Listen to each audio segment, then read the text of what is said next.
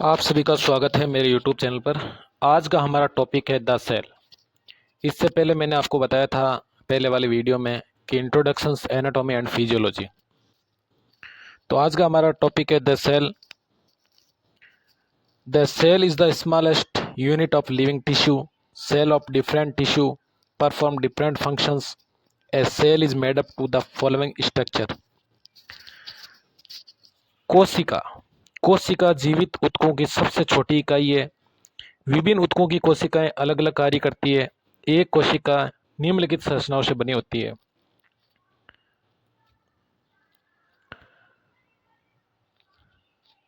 First है cell wall. Cell wall क्या होती है? कोशिका भित्ति। It is the external boundary of living cell. It is a three layered structure made up of lipids and proteins. It measures approximately 70 degree in thickness. The cell wall allow the diffusion of substance into and out of the cell. कोशिका भित्ति क्या होती है? ये जीवित कोशिका की बाहरी सीमा होती है।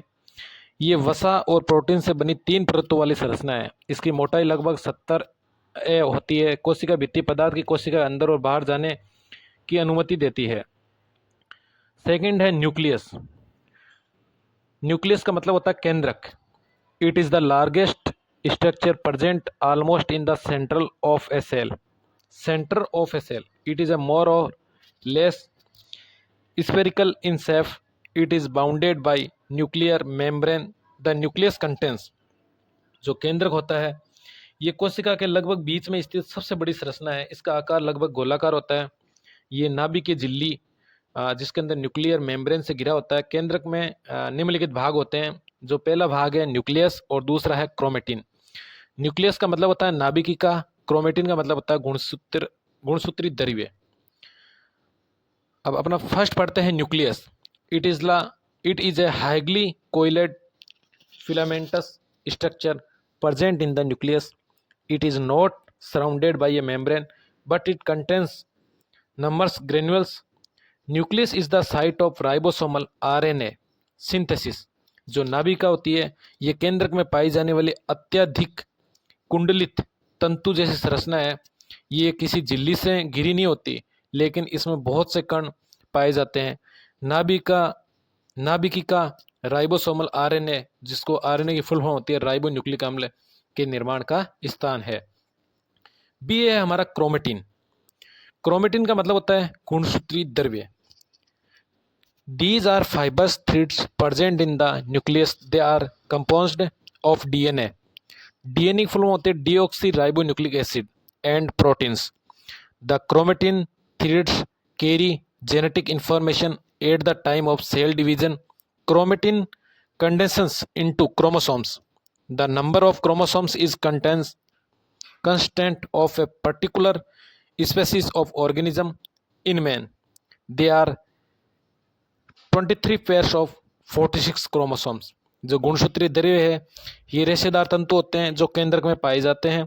ये डीएनए और प्रोटीन से बने होते हैं। गुणसूत्री तंतु आनुवंशिक जानकारी को वहन करते हैं। कोशिका विभाजन के समय गुणसूत्रीय द्रव्य संकुचित होकर गुणसूत्र का रूप ले लेता है। किसी भी जीव प्रजाति के लिए गुणसूत्रों की संख्या निश्चित होती है। मनुष्य में 23 जोड़ी यानी कुल 46 गुणसूत्र होते हैं। थर्ड है हमारा साइटोप्लाज्म। साइटोप्लाज्म क्या होता है? It is a region lying between the cell membrane and nucleus. Cytoplasm वह क्षेत्र होता है जो कोशिका झिल्ली और नाभिक के बीच स्थित होता है। The cytoplasm contains cell organelles like endoplasmic reticulum, Golgi apparatus, mitochondria, lysosome and centrosome. जो साइटोप्लाज्म में कोशिका अंग होते हैं, जिसके अंदर कौन कौन से होते हैं? एक तो होता है एंडोप्लाज्मिक रेटिकुलम, गोल्जी तंत्र, माइटोकॉन्ड्रिया, लाइसोसोम और सेंट्रोसोम पाए जाते हैं। अब अपन पढ़ते हैं माइक्रोसोम्स क्या होते हैं। They are extremely small bodies present in the cytoplasm. जो माइक्रोसोम्स होते हैं वो अत्यंत छोटे कण होते हैं जो साइटोप्लाज्म में पाए जाते हैं। They can be separated by centrifuging a tissue homogenate and very high speed 10,000 RPM. इन्हें उत्तक होमोजिनेट को बहुत तेज गति से 10,000 आरपीएम पर सेंट्रीफ्यूज करने से अलग किया जा सकता है। माइक्रोसोम्स में क्या क्या पाए जाते हैं? फर्स्ट है राइबोसोम्स। और सेकंड है granular matrix. Ribosomes are concerned with protein synthesis. जो राइबोसोम्स है उनका कार्य प्रोटीन संश्लेषण करना है। Granular matrix contents granular matrix में पाया जाता है, जिसके अंदर है oxidases with generate hydrogen peroxide. Oxidase enzyme जो हाइड्रोजन पेरोक्साइड उत्पन्न करते हैं। Catalase which converts hydrogen peroxide into water. जो केटालेज एंजाइम में जो हाइड्रोजन पेरोक्साइड को पानी में परिवर्तन करता है। अब ऑर्गेनेलिज ऑफ साइटोप्लाज्म, जो साइटोप्लाज्म के कोशिकांग, साइटोप्लाज्म के कोशिकांग के अंदर हम पढ़ेंगे following are the important organism present in the cytoplasm. जो महत्वपूर्ण कोशिकांग साइटोप्लाज्म में पाए जाते हैं उनमें फर्स्ट है plasmic reticulum. It is the most extensive cell organelles present in cytoplasm.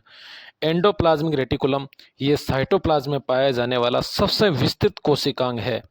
It consist of two membranes which are separated by a space. ये दो झिल्लियों से बना होता है जिनके बीच में एक स्थान गुहा होता है। Endoplasmic reticulum is a two types. जो एंडोप्लाज्मिक रेटिकुलम से वो दो प्रकार के होते हैं, एक तो होता है ग्रेनुलर, एक होता है एग्रेनुलर। ग्रेनुलर और rough surfaced endoplasmic reticulum containing ribosomes. The ribosomes are the site of protein synthesis. B है agranular और smooth surfaced endoplasmic reticulum. This does not contain ribosomes. This type of endoplasmic reticulum is considered with a fatty acid and steroid synthesis. Also they store and release calcium. जो endoplasmic reticulum होते हैं वो दो प्रकार का होता है। जैसे फर्स्ट है दानेदार या खुरदरा सतही एंडोप्लाज्मिक रेटिकुलम, जिसमें राइबोसोम्स पाए जाते हैं। राइबोसोम्स प्रोटीन संश्लेषण में के केंद्र होते हैं।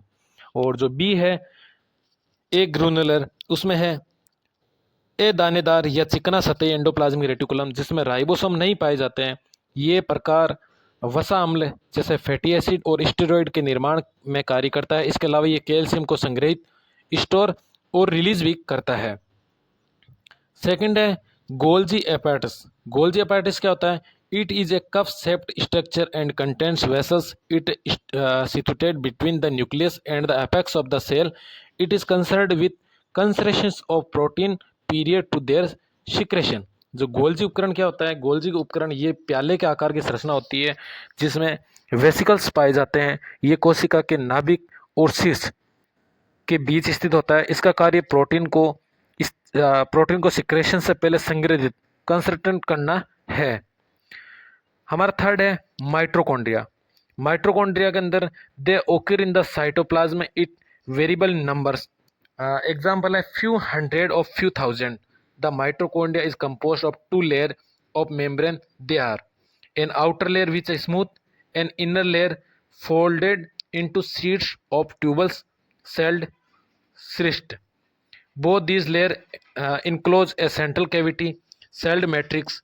The mitochondria are made of protein, phospholipids, and some ribonucleic acid. They are contain some important enzyme synthesis. The mitochondria are chiefly concerned with cellular oxidation. जो माइटोकॉन्ड्रिया है ये साइटोप्लाज्म में अलग अलग संख्या में पाए जाते हैं, जैसे कुछ सैकड़ों से लेकर कुछ हजार तक। माइटोकॉन्ड्रिया दो परतों वाली झिल्ली से बने होते हैं। जो आउटर लेयर है, एक तो होती है बाहरी परत जिसको आउटर लेयर चिकनी होती है, एक होती है इनर लेयर आंतरिक परत, ये मुड़ी हुई होती है और नलिकाओं की चादर बनाती है जिसे क्रिस्टे कहते हैं। ये दोनों परतें एक केंद्रीय गुहा सेंट्रल कैविटी को घेरे रहती है जिसे मैट्रिक्स कहा जाता है। माइटोकॉन्ड्रिया प्रोटीन, फास्फोलिपिड और कुछ राइबोन्यूक्लिक अम्ल से बने होते हैं। इनमें कुछ महत्वपूर्ण एंजाइम तंत्र भी पाए जाते हैं। माइटोकॉन्ड्रिया मुख्यतः कोशिका ऑक्सीकरण में कार्य करते हैं। फोर्थ है लाइसोसोम। क्या होता है? लाइसोसोम के अंदर they are a small spherical or oval bodies surrounded by a single membrane. They vary in number. Lysosome ये छोटे गोलाकार या अंडाकार ओवल निकाय होते हैं जो एक झिल्ली से घिरे रहते हैं। इनकी संख्या अलग अलग हो सकती है। The lysosome break down bacteria and cell debris engulfed by the cell. The damaged intracellular organisms are also broken down and designated by lysosome. जो लाइसोसोम होता है उन बैक्टीरिया और कोशिकाओं के अवशेष को तोड़ते हैं जिन्हें कोशिका ने निगल लिया है। क्षतिग्रस्त अंत्यकोशिकाओं को भी लाइसोसोम तोड़कर पचाते हैं। फिर अगला आता है सेंट्रोसोम। क्या होता है? सेंट्रोसोम में it is a small road shaped body found near the nucleus. It plays an important role during cell division. The centrosome is surrounded by a radiation threads-like structure. It contains two centroles. Centrosome क्या होता है? ये नाभिक के पास पाया जाने वाला एक छोटा दंडाकार ढांचा है. ये कोशिका विभाजन के समय महत्वपूर्ण भूमिका निभाता है. सेंट्रोसोम के चारों ओर धागे नुमा विकिरण संरचना होती है. इनमें दो सेंट्रियोल होते हैं. एक तो होता है microtubules. They are straight hollow cylinders with a diameter of about 200 degree. They are concerned with the maintenance of cell shape. They are also associated with movement of cilia, flagella and mitospondylus. जो microtubules होता है ये सीधे खोखले बेलन होते हैं जिनका व्यास लगभग 200 डिग्री होता है. इनका कार्य कोशिका के आकार को बनाए रखना. ये सीलिया, फ्लैजेला और माइटोटिक स्पेंडिस की गति से भी संबंधित होते हैं. इस प्रकार आज का अपना टॉपिक था द सेल वॉल. आगे भी आपको लगातार एनाटॉमी और फिजियोलॉजी से संबंधित टॉपिक मिलते रहेंगे. तो मेरे वीडियो अच्छा लगे तो लाइक ज़रूर करें, चैनल को सब्सक्राइब करें. धन्यवाद.